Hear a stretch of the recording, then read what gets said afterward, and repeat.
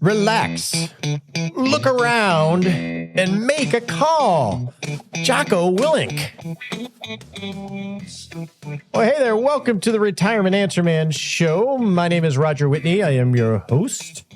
This is a show dedicated to not just helping you survive retirement, but actually helping you have the confidence to lean in and rock retirement. Today, we got a good show. We're going to have Tanya Nichols from Align Financial on to answer some of your questions, which is always fun to have Tanya. She has great perspective and wisdom. Before we do that, though, I want to talk about two things. First off, I want to talk from a mindset perspective, this idea of how we make decisions. The other day, I had 3 meetings in the same day where we had to relax, look around a little bit, and make a judgment call.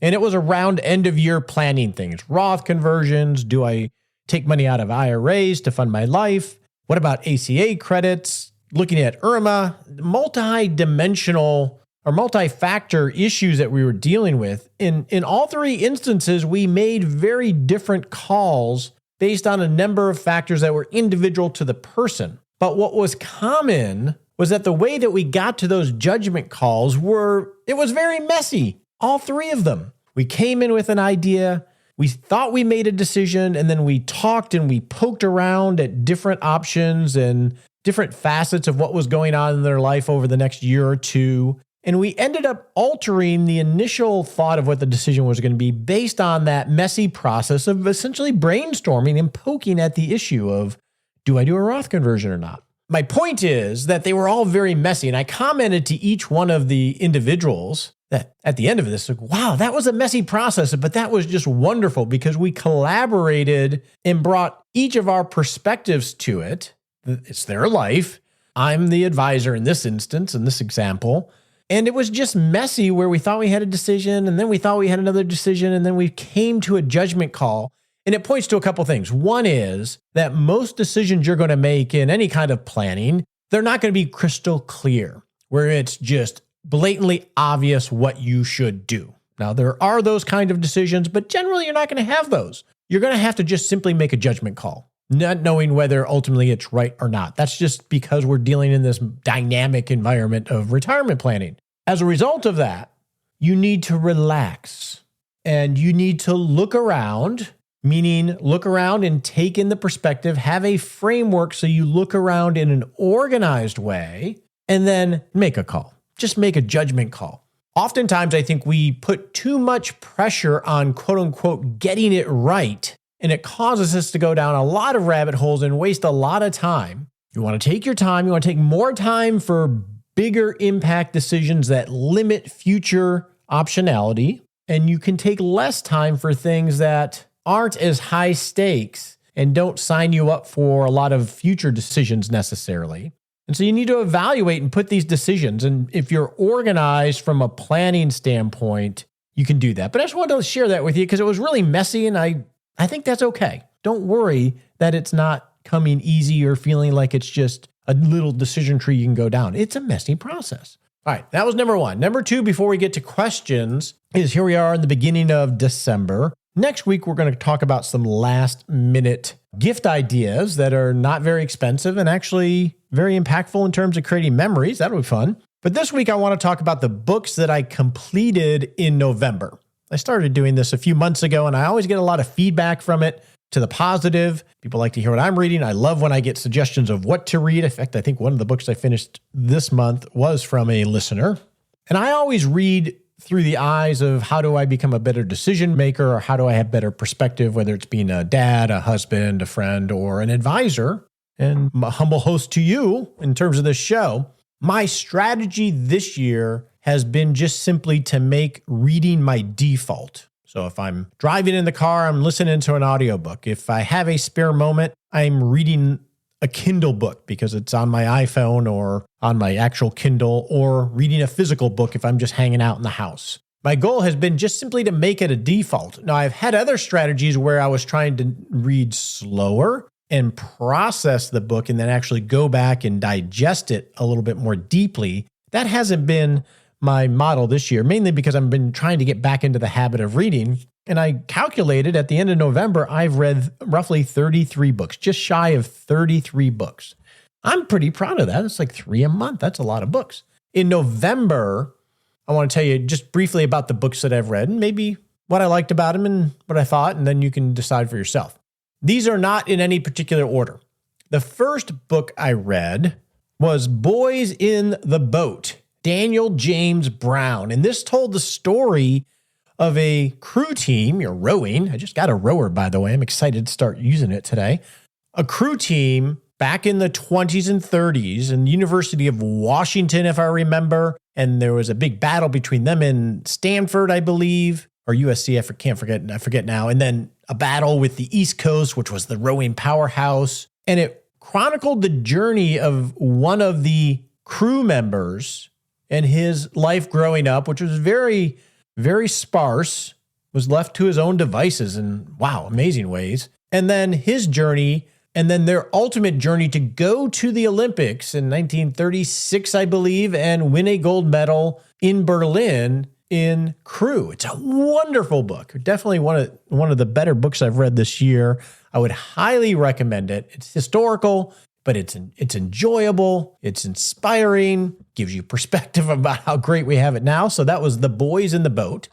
The second book was Quit by Annie Duke. Annie Duke, if you recall, is the poker player turned decision maker extraordinaire. She's written How to Decide, Thinking in Bets. I like Annie's thinking. She's very much an academic, so Quit is interesting in examining how hard it is to quit and why we usually don't quit. We usually don't quit quick enough. That should be a tongue twister.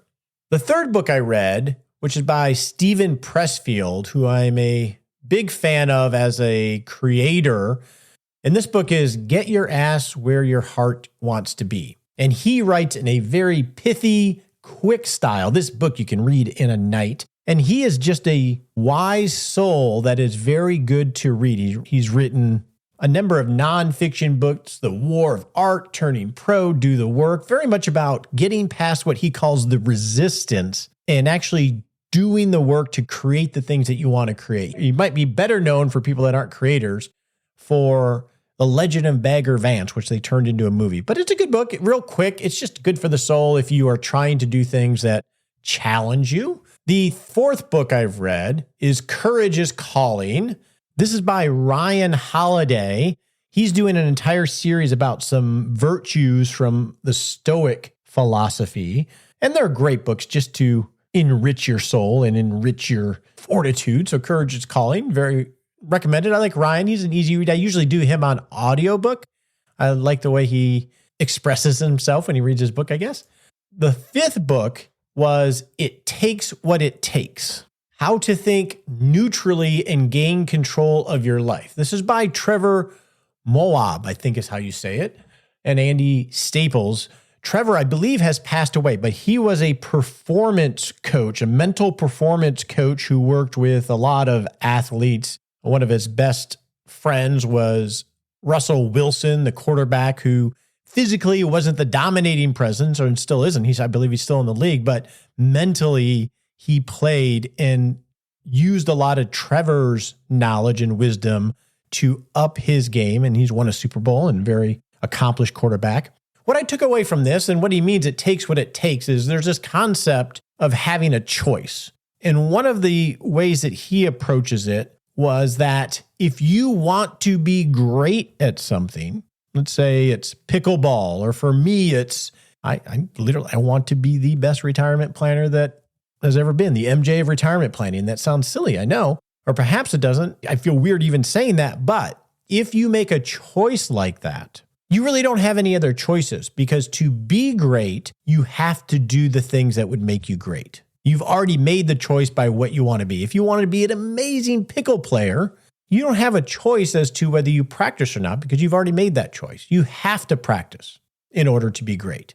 If you don't practice, then your first choice of wanting to be great. So it's sort of like it clears the battlefield, to use another Jocko reference of if you decide you want to do something, the path becomes very, very clear of what it's going to take to accomplish that.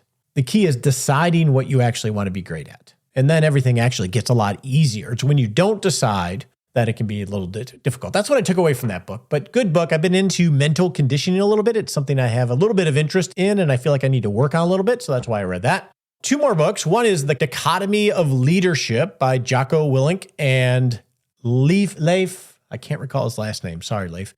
You'll find it. It's called The Dichotomy of Leadership. It's for leaders and essentially talking about a lot of different aspects of being a leader where you have to find that virtuous mean, if you go back to Aristotle, of you can't be too restrictive, but you can't be too loose. There's a mean in between there. You got to find your place in that dichotomy. And they just use a lot of examples. And that's always healthy. And then the last book, now this is one I've taken time on. The documentary Stutz came out in November, which I was excited about. A documentary about a psychotherapist, Phil Stutz, who I'm going to get to meet next week, which is sort of fun. Not on a couch, just meeting him. And I was excited about that. And Phil Stutz has a lot of tools to help people navigate things. In the first book that he and his cohort wrote, Barry Michaels, go through some of the tools that they have used with patients. So after reading that book and watching the documentary, Phil Stutz likes to draw on 3x5 cards to illustrate and give those to people that he works with. And I actually love to draw too. I draw stick figures just like he does for lots of reasons. So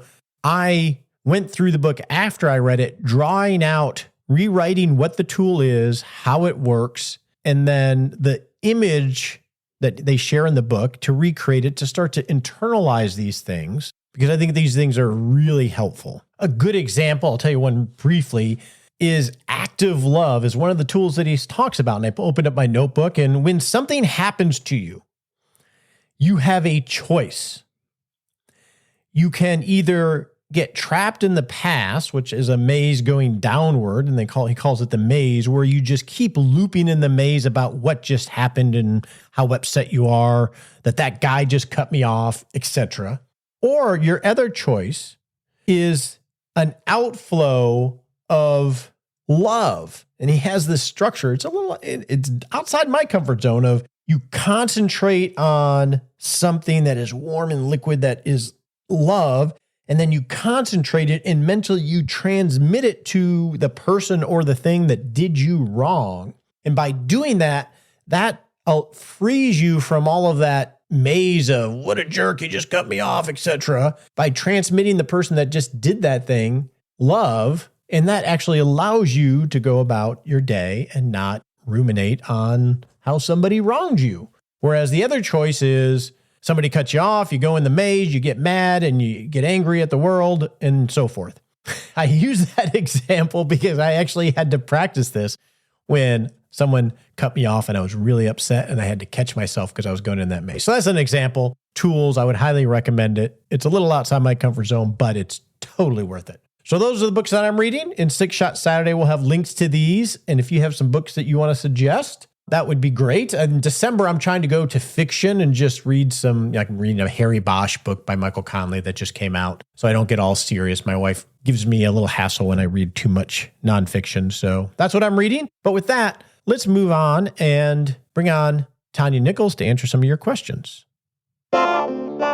Now it's time for one of my favorite segments, and that is answering your questions, because this is all about you. By the way, when we answer these questions, what we try to do is actually give you action items so you can actually go do something rather than just pontificate.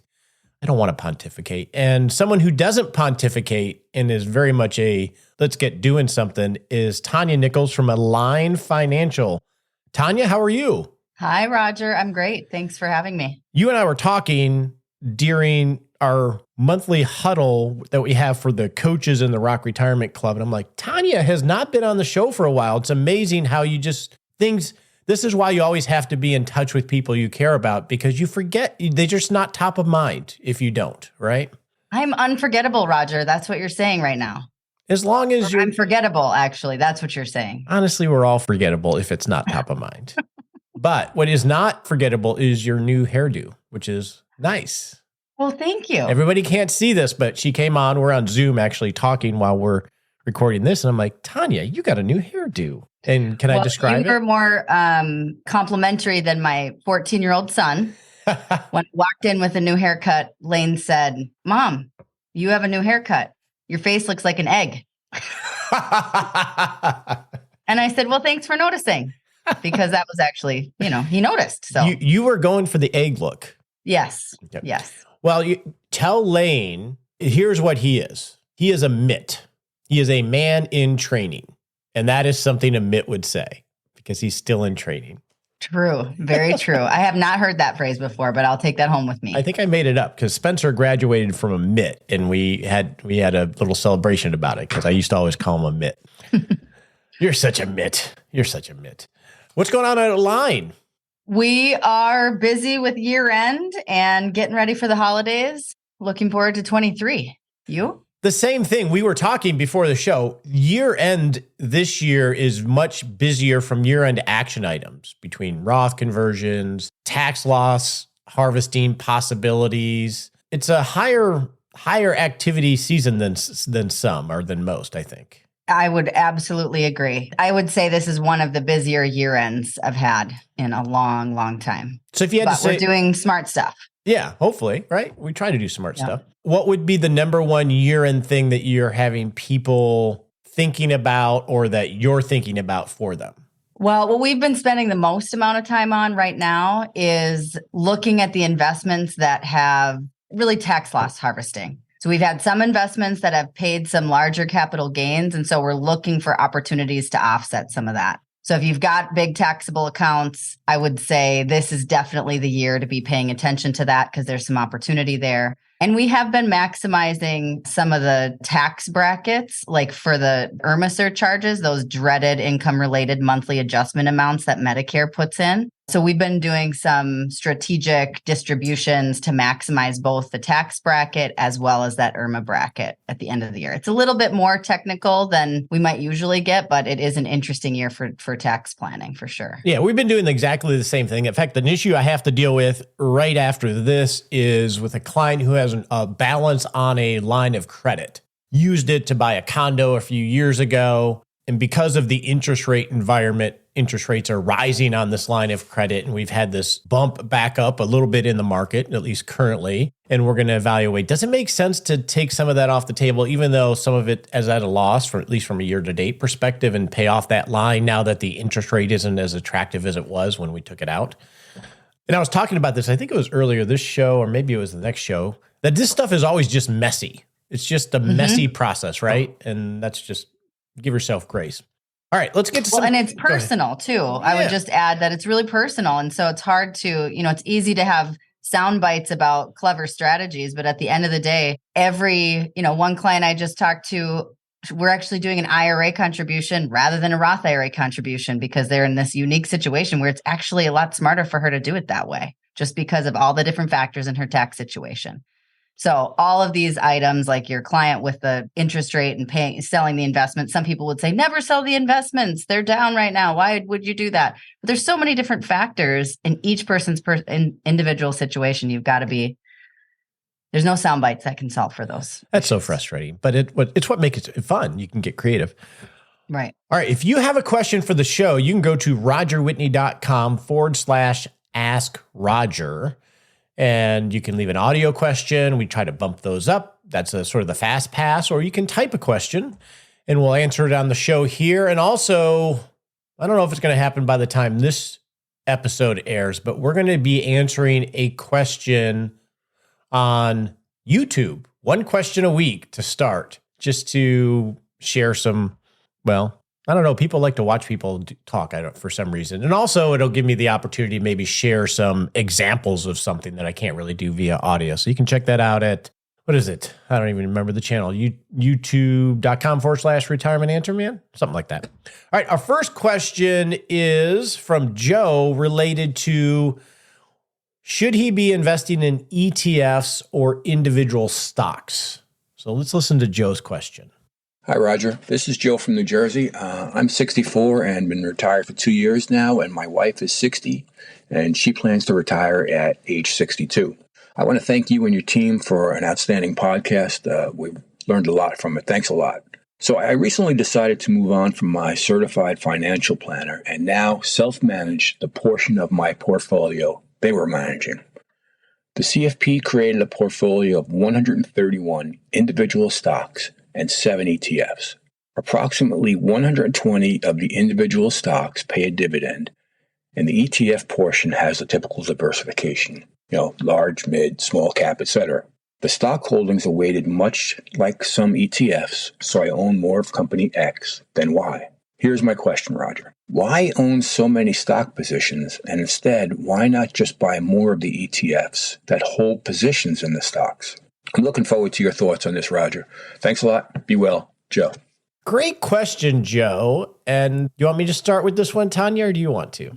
Go for it. Okay. My initial impression, Joe, is that your certified financial planner was much more of an investment-centric person than a planner, and had the philosophy that they were a quasi-investment manager, a portfolio manager, which is very common, especially with older breeds of financial planners. You could even include me as that vintage of financial planner. They liken themselves to be a portfolio manager and put together sounds like a dividend-centric portfolio of 131 individual stocks. So now you've moved on from this relationship.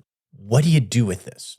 One consideration is going to be where these positions lie, right? Are they in an IRA or a tax-preferred account, deferred account, or in a taxable account? If they're in a taxable account, you're going to want to make sure that you wrap in anything that Tanya and I talk about into the capital gains impact of whatever actions you decide to take. If it's in an IRA, the only consideration from an implementation standpoint would be potentially the friction of transactional costs, depending on where you moved all of these assets.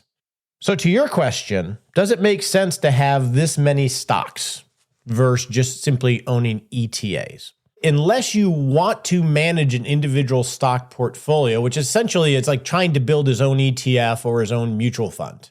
Because essentially when you're buying an ETF or you're buying a mutual fund, you're buying a allocation of thousands of securities typically. And within that portfolio, whoever is managing it is rebalancing it, moving stocks in and moving stocks out based on, whatever methodology they're using. If you own all of these stocks, you become that portfolio manager.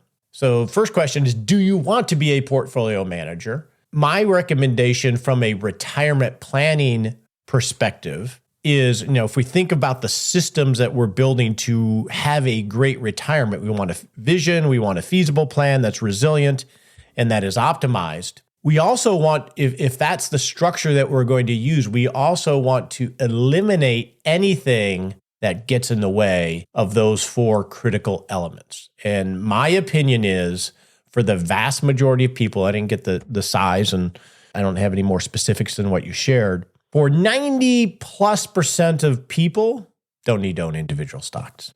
Using ETFs, or let's call them pre-designed portfolios, is going to simplify the battlefield so you have more time and energy to focus on things that are much more important than trying to figure out whether this stock is still worth holding. So I would say, absent tax consequences, you got to wrap that in, and frictional transactional costs, you don't need to own individual stocks. And I would make this much simpler. Tanya. I agree entirely, especially with your comments about that, some of those vintages of advisors. Sometimes we favor complexity as almost like a distraction from what else might be missing that we could be providing or should be providing. I think one of the downsides of the 130 stocks and the ETFs is you're likely going to see a bunch of redundancies and overlap. But just to kind of play the other side, one of the advantages of owning individual stocks, and I don't think it's the case with that many necessarily, depending on the size of the portfolio, but in some cases, our emotional attachment to owning something that we know and understand. Like if we go to Costco to buy our groceries and we love Costco and the market is kind of going wild, especially if we are doing our own portfolio management, we may go, well, I'm still walking into Costco every week. So even though Costco is down 40% right now, and I'm not saying it is at this moment, but as an example, we might have an easier time of hanging in there through that time period because we know what we own. That can be one of the downsides of owning something that can feel somewhat esoteric, like an exchange traded fund or something that owns thousands of investments. So sometimes I favor owning individual mutual funds that are not passive, that are actually active, but they only have 30 or 40 positions. So essentially, you're hiring a money manager that is choosing those individual stocks, but that's inside of a mutual fund wrapper. So you don't see 130 stocks in your portfolio, which can kind of feel a little overwhelming. So I would totally agree with you, Roger. Most people don't need individual stocks, but the advantages could be, in fact, I'm sure you've seen this with some of your clients, Roger. Think about how much wealth has been created by people who owned a stock they believed in that they worked at for 40 years. Now, plenty of wealth has been destroyed that way as well. However, that can be it's attractive. Yeah, it's attractive. And full disclosure, I own some individual stocks.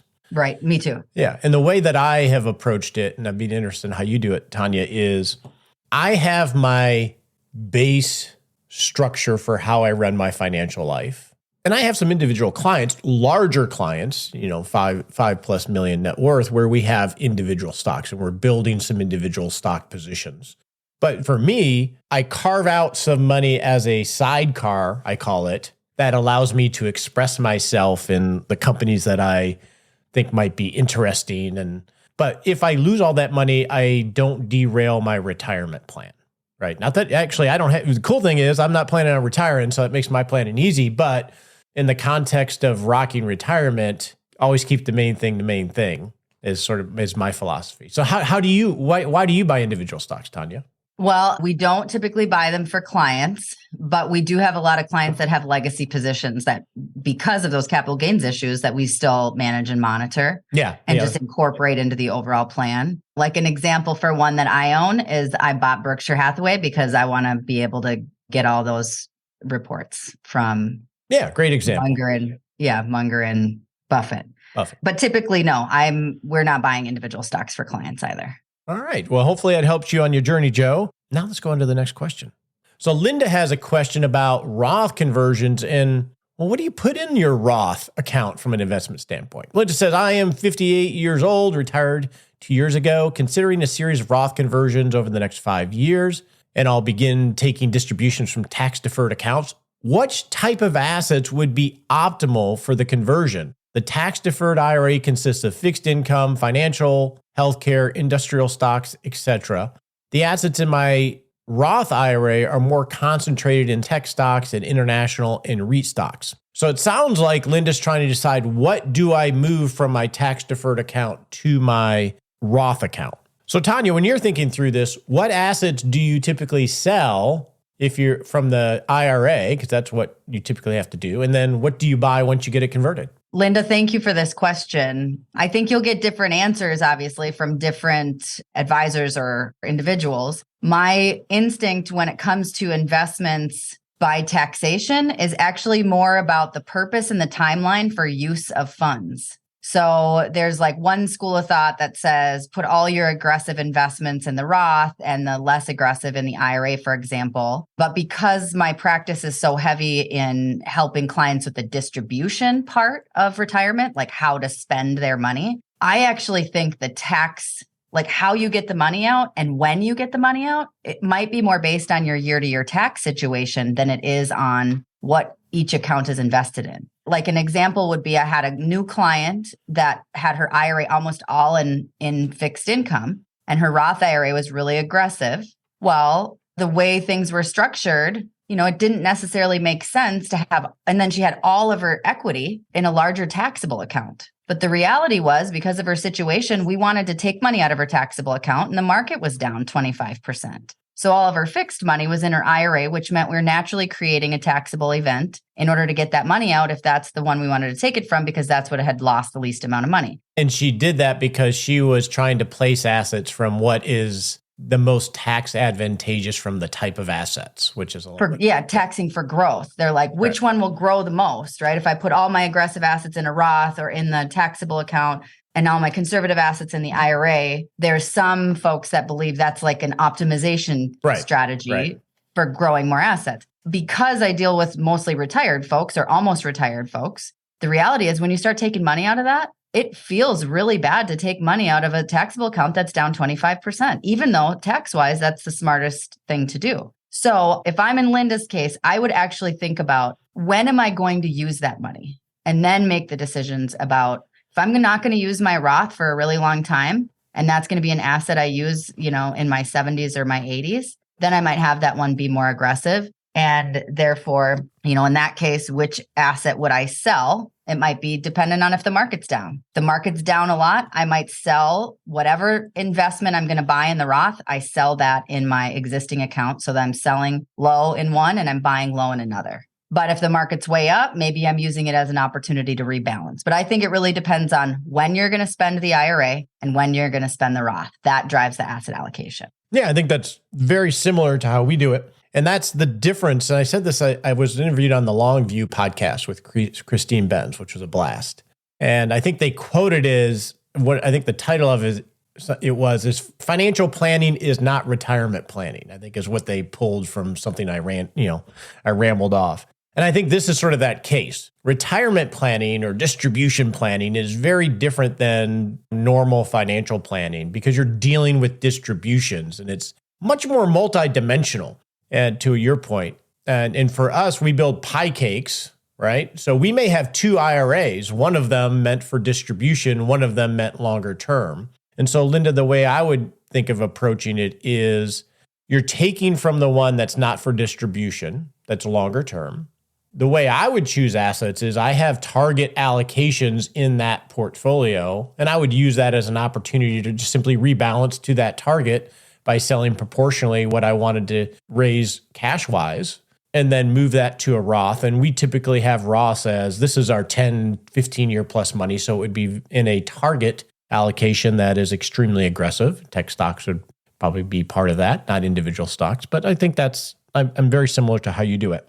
Structurally, you want to think of what is the time horizon for this money when I need it? Because if you look at long-term statistics on various allocations, time horizon, assuming you're buying a diversified portfolio, is the biggest determinant of what your investment experience will be over whatever time period you're looking at. So statistically, you set yourself up for success if you invest appropriately to the time frame that money is actually for. Maybe at some other point we can go into those numbers when I have them in front of me. All right, let's go on to the next question. All right, our next question is from Todd in managing healthcare and the possibility of an HSA account in retirement. So listens to Todd's question. And Todd, I want to give you kudos for being so organized and detailed. Hey, Roger, this is Todd from a small mid-Atlantic city. I am a new follower, having first heard you as a guest on another recent podcast. I greatly appreciate what I call your holistic retirement wellness approach, and I have an HSA question. I am 56, my wife is 51, we have 2 college kids covered by 529s. I am pre-tired, working part-time as sole family income, which meets our current needs and does provide benefits. Our pie cake is oscillating around $5 million these days, not including our home value. It's held in a conventional portfolio of about 65-35 stock and bond with decent tax diversification. We have no debt, own our house, and have no immediate plans to relocate. We are in good health. I plan to fully retire at age 58 with no plans for a paying second career. My job provides excellent health and dental insurance, which I can continue after retiring by paying the $26,000 annual premium myself. There is a big price break if both kids are off the plan, but no price break for dropping just one of them. And then there's another break if it's just me covered. I would like to keep insuring the kids until both can do so themselves, which probably won't be for 5 years or more. My benefits manager says we are not eligible for an HSA, not because of the deductible or maximum benefit limits, but because we have both medical and dental. So my question, what should I do about health insurance when I retire at age 58? Should I drop the dental insurance or both the medical and dental at age 58 and start an HSA? Is 7 years before I'm on Medicare enough time to really benefit from it? Can I drop everyone but myself from the health insurance and open an HSA in my wife's name for her and the kids? Should I drop the insurance at retirement, get a cheaper plan on the ACA exchange, and open an HSA? Are there any other ideas or things I'm missing here? It seems to me that the best option is to drop the dental only at retirement, open an HSA in my wife's name, and then pay out of pocket for family health insurance for a few years. Interested in your thoughts. Thank you for considering my question. Let's start off with your actual question, what your HR person told you. They said that you are not eligible for an HSA plan because you have dental insurance as well as medical insurance. Tanya and I talked about this prior to the show. That is not our understanding, and in our research, that doesn't make any sense. So I think you may be getting bad information, or there's some wrinkle to the specific plan that you have at your company. The qualification to qualify for having a health savings account is triggered by, do you have a high deductible insurance plan? And they will be designated as HSA compliant or HSA eligible. So what you want to do is look at your healthcare options within, that sounds like the retiree benefit package of this company, and see if there is an HSA compliant plan available. I don't even know if you're on one or not, Todd. And I don't know if you provided that you were, while you were working, you were contributing to an HSA. But the key thing here is it's not related to whether or not you have dental insurance. That doesn't sound accurate at all. So I would recheck that. Now let's talk about, how do you navigate this for these 6-7 years with the kids and with your wife once you're retired?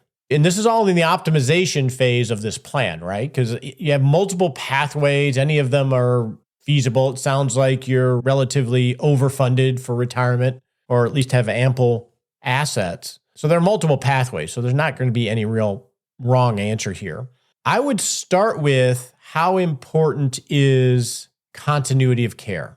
You're continuing on the insurance that you and your family have had, I don't know, for maybe decades. And if you're a heavy user of healthcare and you have relationships with doctors and specialists, et cetera, and you know how to navigate the system, it may be worth the money to stick where you're at just for those reasons. Because disrupting managing healthcare and going to an ACA plan can be disruptive. You may have to change doctors. You may have bigger battles with insurance companies. You know, I know with my wife, I mean, she has been on the phone for 2 hours at a time, multiple times, navigating healthcare through an ACA plan that is HSA compliant. So I'm walking this journey with you, Todd. And for us, we have no subsidy between, just for my wife and I, for an HSA compliant plan. We pay about $2,000 a month, which is what? $24,000 a year, and you get a family of 4 for $26,000. I think, Tanya, you said for that premium, it doesn't sound like it might be an HSA compliant plan. That's the first thing I thought when I heard Todd's question. Is I just was curious, is it in fact even an HSA compliant plan? And then if you've got like a traditional lower deductible type plan, I've had one client in particular that I'm thinking of. They just elected to keep their kids on there, even though seems like a somewhat exorbitant cost. It's a limited time. And so if your plan is funded and you can make that work, that continuity of care that you're talking about, Roger, I think is spot on. And a lot of people do really feel that that's an important part of that transition. I do have another client, though, as another example, is she took a pause from her employer and wasn't totally sure if she'd stay fully retired or not. She was able to navigate the ACA and actually put her kids on separately, because the kids would qualify for the subsidies that are offered through that premium tax credits. So every family is different, and their values in their family were such that if they could get that for a lower cost for the kids, even though the kids had higher deductibles, it was still beneficial for them to do that because they were low users of healthcare. But then I had that other family that the most important thing was keeping the most coverage, and the extra cost was fine. So I think you really just got to think about what your family values with respect to healthcare coverage. And related, we kicked our kids off of ours early. Didn't kick them off, but yeah, we said, go get your own. And then we helped them get their own through the ACA platform. And they're not dependents anymore. Mm-hmm. They qualify for very low premiums. And if they had a major medical event, we could pay the medical event directly, and it's not a gift. So it doesn't put them under a financial burden. And it made sense within the context of what you're talking about, Tanya. So I think you just need to explore this. And this is one reason why I like having a plan of record, Todd, is then you can say, well, what if? So the way you would actually explore this is, one, clarify what the HR people are telling you, and then go through the ACA website, the healthcare.gov website, and model what could we get if I went there. And you can get some idea of cost to have the eligibility of the HSA plan and perhaps have dental or not have dental. And then you can compare it to what currently is. My guess is you're trying to solve for having an HSA so you can make tax-deductible contributions that you can perhaps invest like a Roth for long-term growth. That's why I went to an HSA. That can be, given your wealth, you may not have other options. And you can solve for that. Just make sure the continuity care part is solved for as well. Hopefully that gives you some framework. So create your plan with what you currently have, get clarification, and then make a what-if scenario and decide how much you want to disrupt your life to potentially have an HSA to contribute to. I also think that a good health insurance agent can really help you think through this too. When I was evaluating a couple decisions on insurance earlier this year, when I had to change my group plan because my employee got married, they do this all day long. And so he was able to give me some illustrations about what my new plan looked like, because my deductible was going to be considerably higher, but my premium was going to be considerably lower. And even if I paid the entirety of that high deductible premium, it was still, in fact, a little bit cheaper to do it that way. So it wasn't the end of the world that I had to make this big change. And so a good health insurance agent, in my opinion, can be a great resource in helping you think through this problem, through this issue. That's something I need to look at because I have not found one that operates within the ACA structure, simply because it's one of the big defects of the structure, I think, unlike Medicare, is that there's no business opportunity or money in it for someone to help be a navigator. They are hard to track down. Yeah. For sure. Okay, our next question, and maybe we make this the last question for today anyway, is we have a listener that's requesting some feedback.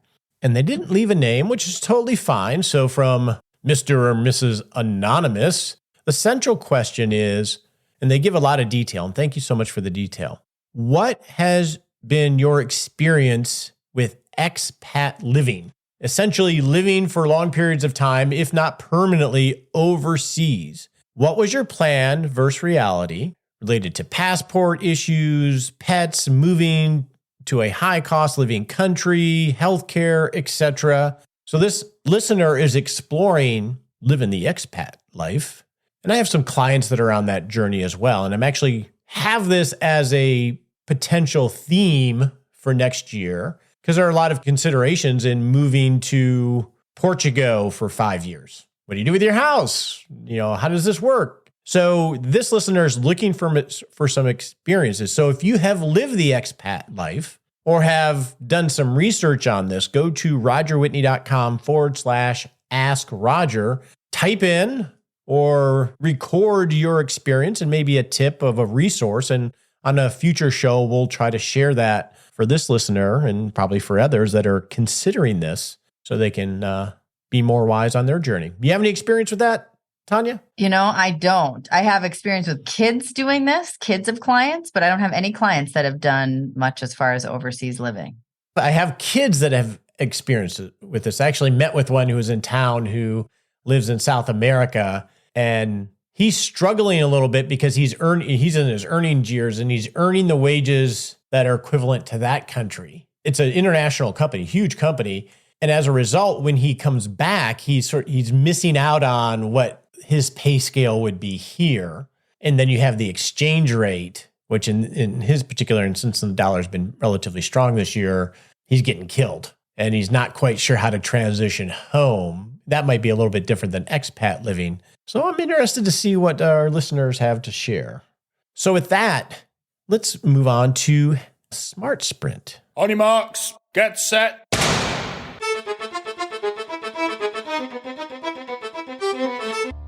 And we're off to set a little baby step we can take in the next 7 days to not just rock retirement, but rock life. So in the next 7 days, I challenge you. We're coming into being around a lot of family. You already got a dose of that in Thanksgiving. So what I challenge you to do is as you interact with people, whether it's at the store, those crowded stores where people are trying to get the deals, or with family nights or Christmas parties or holiday parties, I want you to take a breath before you go into an interaction. And I want you to treat people as they could be, not as who they have been. Treat them as if they could be the best version of themselves. It's an amazing little ninja mind trick when you treat people as their best selves, that you give them a lot more grace and you don't get as frustrated with maybe who they have been. That's my challenge to you over the next week or so.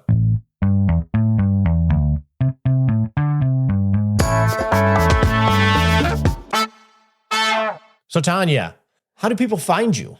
Well, you can find us at align.financial. Come check us out. You're still doing your newsletter, right? Yes. Yep. Every month, somehow people still keep reading. That checking you out can't the crazy admit- pictures of Grace. My daughter, Grace, 15 years old. She is now driving me around in my minivan. She got her permit. So those were some of the latest pics we're including in the newsletter. Don't diminish that your newsletter. People read it because they love it, right? And did you ever make a decision on the car for her? You don't have to share it here if you don't want to. I haven't yet, actually. My initial plan is having her still drive the minivan and I get a new vehicle. So I think I'm sticking with that for now. Tanya and I had a discussion about this maybe a month or two ago of what do you do when your children start to drive? Do you buy them a new car? That seems a little indulgent for a brand new driver. They're probably going to wreck it anyway. Do you give them the old car? So we were having a discussion about this. We always gave them the hand-me-down cars. But then when they got some kind of cool hand-me-down cars. They did. They drove minis. Right? They drove minis. Yeah. But with my, so it's not like they were, although my son, he drove a Pontiac Torrent for a while. And now my nephew drives it now. That car has gone through 4 people. It just keeps getting passed around. And I think that is amazing. You think about the cost of ownership on that car now, like that's just remarkable. Yeah. I feel like a 16-year-old girl driving a minivan with 175,000 miles seems about right. I think it does too. 1, you're not as worried about what happens to it. 2, there's just something about driving up in the flashy car. They already think they're all that when they're that age. So why encourage that? So good luck on that journey. Thanks for hanging out with us today. Thanks for having me, Roger. The opinions voiced in this podcast are for general information only and not intended to provide specific advice or recommendations for any individual. All performance reference is historical and does not guarantee future results. All indices are unmanaged and cannot be invested in directly. Make sure you consult your legal, tax, or financial advisor before making any decisions.